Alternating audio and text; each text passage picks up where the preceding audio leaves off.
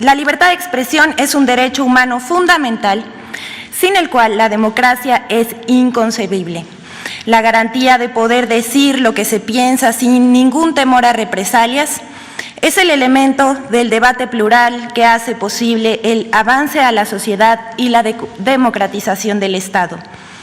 Como parte de ese intercambio de ideas y opiniones, se encuentra el derecho de réplica, es decir, la respuesta que tiene derecho a dar cualquier persona mencionada, señalada o aludida desde el poder público o privado, como pueden ser los medios de comunicación y periodistas. El objetivo de esta sección, ¿Quién es quién en las noticias de la semana?, es aclarar o desmentir la proliferación de noticias falsas, noticias con verdades a medias o noticias abiertamente tergiversadas que distorsionan las acciones del Gobierno de la República o del presidente. Bueno, vamos a empezar pues con los ejemplos de esta semana. La primera es una portada del Universal. El Universal asegura que Sedena utiliza herbicida tóxico en terrenos de Sembrando Vida. En una portada del 20 de julio pasado, el Universal publica 8 columnas. Reportan uso de glifosato en Sembrando Vida. En esa nota, el diario asegura que Sedena utilizó ese herbicida en viveros de 8 estados del país para el programa Sembrando Vida. Esta información es falsa. En primer lugar, el presidente de la República, Andrés Manuel López Obrador, firmó un decreto publicado en el Diario Oficial de la Federación el 31 de diciembre de 2020, en el que plantea sustituir gradualmente el uso, adquisición, distribución, promoción e importación del glifosato y de los agroquímicos que lo contienen como ingrediente activo, hasta el 2024, cuando sería prohibido. El programa Sembrando Vida de la Secretaría de Bienestar, que beneficia a más de 430,000 sembradores en todo el país, tiene dentro de sus objetivos mejorar la producción agroforestal en zonas rurales prioritarias, promoviendo métodos de cultivo que consideren y fomenten la conservación y aprovechamiento sustentable de los recursos naturales y la biodiversidad. Por lo consiguiente, el programa Sembrando Vida en ninguno de sus procesos adquiere, promueve el uso, distribución y o adquisición del glifosato o de agroquímicos que lo incluyan como ingrediente activo. Asimismo, la Secretaría de la Defensa Nacional, desde el 15 de agosto de 2020, ordenó evitar por completo el empleo de este herbicida y otros similares. En este contexto, la Sedena actualmente no usa glifosato o agroquímicos que lo contengan. La Secretaría de la Defensa Nacional asimismo informó que de los 31 viveros forestales militares con los que cuenta, 4 adquirieron y emplearon glifosato en 2019 y 10 más en 2020. El herbicida se usó para el control de maleza y de plagas en los módulos de producción y en las avenidas de los viveros, pero se usaron organismos de bioremediación para descontaminar viveros, los suelos, pero en ningún momento se aplicó el agroquímico en las semillas o plantas o en ningún árbol que los viveros producen para el programa Sembrando Vida. Bueno, esta es la primera nota. La segunda nota es una portada del Reforma. Dice, extinguen Fonden, dejan obras tiradas. En la edición del 1 de agosto pasado, el periódico Reforma publicó una portada titulada Extinguen Fonden, dejan obras tiradas, en la que el gobierno federal dejó sin recursos a cientos de personas que recibirían atención prioritaria por lluvias, inundaciones o sismos. Esta información es falsa. Del 1 de diciembre de 2018 al 31 de junio del 2021 se han emitido 68 declaraciones de desastre natural y 164 de emergencia. Mediante esas declaratorias de desastre se han atendido eventos que afectaron a 1,103 municipios. de 18 entidades federativas, para cuya atención se solicitaron 18.797 millones de pesos. Las declaratorias de emergencia han permitido la atención de poco más de 2 millones de habitantes de 1.271 municipios de 27 entidades federativas, para las cuales se ha erogado 3.095 millones de pesos. Pongamos el ejemplo de Tabasco y Chiapas, donde más de 200,000 familias se vieron afectadas por las lluvias torrenciales del año pasado. Por primera vez se ha entregado de manera directa la ayuda a los afectados por más de 2.382 millones de pesos, de 194.783 hogares afectados en Tabasco. A julio de este año ya se han entregado 118.678 paquetes por hogar. Cada paquete está integrado por un refrigerador, estufa, colchón, entre otros enseres. En el caso de Chiapas, de 26.132 familias damnificadas, se han entregado 23.040 paquetes de ayuda. Además del dragado de los ríos Grijalva y González, para evitar nuevas inundaciones. Se ha desalojado el agua de las presas antes de la temporada de lluvias para controlar la salida de agua. Se han rehabilitado carreteras, puentes, calles e infraestructura dañada. La respuesta puntual al acerto de la reforma es: desapareció el Fonden por ser un fideicomiso que servía para la corrupción. Con el pretexto de las declaratorias de emergencias, gobiernos estatales y municipales hacían jugosos negocios inflando las cifras de afectados y de infraestructura destruida. Actualmente se cuenta con los recursos suficientes para atender cualquier emergencia o desastre natural. Y no hay obras tiradas, se trabaja para dar atención a las comunidades y familias damnificadas.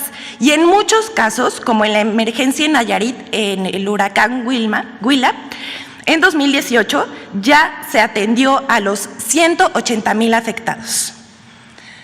La tercera nota dice: portada del Reforma cae en el amarillismo. En la portada de ayer, la nota principal del periódico Reforma se titula "Sube la tarifa de la CFE", sube CFE la tarifa del DAC, 20%. Así, con todo y signos de admiración. Según la nota, las tarifas eléctricas domésticas de alto consumo para la Ciudad de México y el Estado de México han subido hasta 20.9%. Para agosto de este año, respecto a 12 meses atrás, revelan datos de la Comisión Federal de Electricidad. Hasta aquí el periódico. Decimos que Reforma cayó en el amarillismo porque su portada cae en el sensacionalismo. Es decir, que pretende generar sensaciones o emociones, que se interesa más por las formas que por el contenido de la información. Aquí Reforma quiere destacar que la Comisión Federal de Electricidad subió las tarifas de alto consumo 20% y pretende hacer un escándalo con ese dato que no es falso, pero se exagera. La nota para crear el impacto de que suben las tarifas eléctricas de uso doméstico. En primer lugar, queremos aclarar que no es la Comisión Federal de Electricidad, sino la Secretaría de Hacienda la que determina las tarifas domésticas. Existen dos tipos de tarifa doméstica: las de bajo consumo, que reciben subsidio, y las de alto consumo, que no reciben subsidio.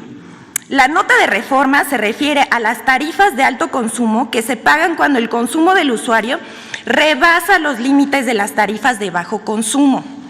La tarifa de alto consumo, o DAC, que estableció Hacienda para el mes de agosto en el Valle de México, es de 120 pesos con 90 centavos por cargo fijo mensual y 5 pesos con 50 centavos por cada kilowatt hora de energía consumida.